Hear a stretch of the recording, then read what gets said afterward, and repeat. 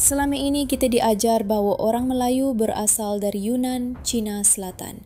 Tapi, bagaimana kalau semua itu silap? Kajian genetik terkini menunjukkan bangsa Melayu telah wujud di tanah ini sejak 59,000 tahun lalu. Malah, kita berkongsi darah dengan bangsa Maori di New Zealand. Ini bukan andaian kosong. Ini fakta sains yang tak diajar dalam buku sejarah sekolah. Inilah kisah sebenar bangsa Melayu. Siapakah kita dan dari mana sebenarnya kita datang? Teori Yunan telah lama diajarkan sebagai asal-usul bangsa Melayu. Ia menyatakan bahawa bangsa Melayu berasal dari Cina Selatan, berhijrah melalui Indo-Cina dan kemudian menetap di Kepulauan Melayu. Teori ini dikemukakan pada abad ke-19 oleh sarjana barat seperti H. Kern dan disokong oleh sejarawan tempatan seperti S. Q. Fatimi. Teorinya kelihatan logik dari segi linguistik dan migrasi, tapi malangnya teori ini tidak pernah dibuktikan secara saintifik. Sekarang muncul satu lagi kebenaran yang jauh lebih kukuh melalui bukti DNA.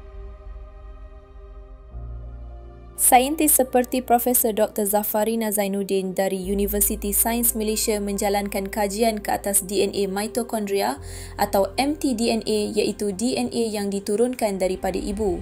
Ia digunakan untuk menjejaki sejarah nenek moyang manusia.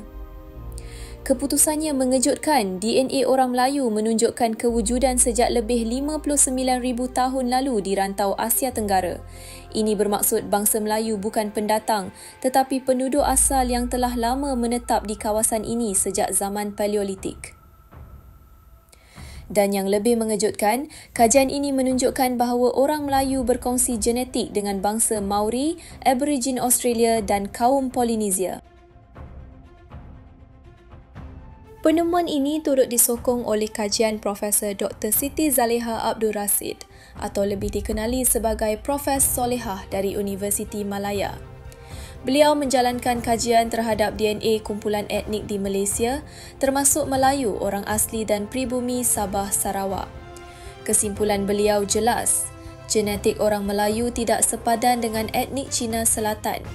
Melayu menunjukkan genetik tersendiri yang wujud secara kontinu di Asia Tenggara sejak puluhan ribu tahun. Dan Melayu adalah penduduk asal rantau ini, bukan pendatang dari Yunan seperti yang lama diajar dalam buku sejarah.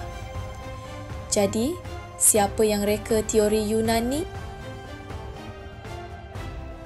Berdasarkan kajian DNA, bahasa dan budaya, para saintis percaya orang Melayu adalah sebahagian daripada kumpulan Austronesia, bangsa pelaut hebat yang menyebar dari Nusantara ke seluruh lautan Pasifik. Bangsa ini menjelajah sejauh Madagaskar di barat, Hawaii di utara dan Pulau Easter di timur. Ini menjelaskan kenapa bahasa Melayu, Maori, Hawaii dan Tagalog ada banyak persamaan. Semuanya berasal dari rumpun yang sama. Melayu bukan sahaja tinggal di tanah ini sejak dahulu, malah telah membina jaringan pelayaran dan budaya maritim yang sangat luas. Bukan setakat DNA, bukti arkeologi juga menyokong kewujudan manusia awal di tanah Melayu. Di Lenggong, Perak, kajian mendapati manusia telah tinggal di situ sejak lebih 74,000 tahun lalu. Penemuan Perak Man, rangka manusia tertua di Asia Tenggara, menunjukkan kewujudan masyarakat tempatan yang stabil dan maju sejak zaman prasejarah. Tapak lain di Niah, Sarawak dan Bukit Tengkorak, Sabah pula membuktikan kebudayaan purba tempatan telah wujud jauh sebelum migrasi dari mana-mana tempat luar.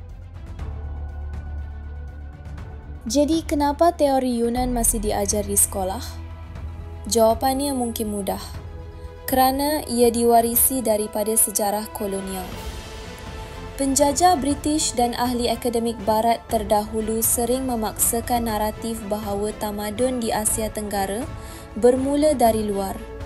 Ini bagi menafikan keagungan dan keaslian tamadun Melayu yang sedia ada. Sudah tiba masanya kita menulis semula sejarah kita berdasarkan sains, bukan mitos. Bangsa Melayu bukan sekadar wujud. Kita adalah bangsa pelaut dunia. Kita adalah bangsa tamadun. Dan sejarah kita jauh lebih tua daripada apa yang pernah ditulis. Jika anda bangga menjadi Melayu atau mahu tahu lebih banyak kisah sejarah Nusantara yang disembunyikan, subscribe ke Rahsia Silam sekarang. Kerana masa depan hanya boleh dibina oleh mereka yang kenal asal-usulnya.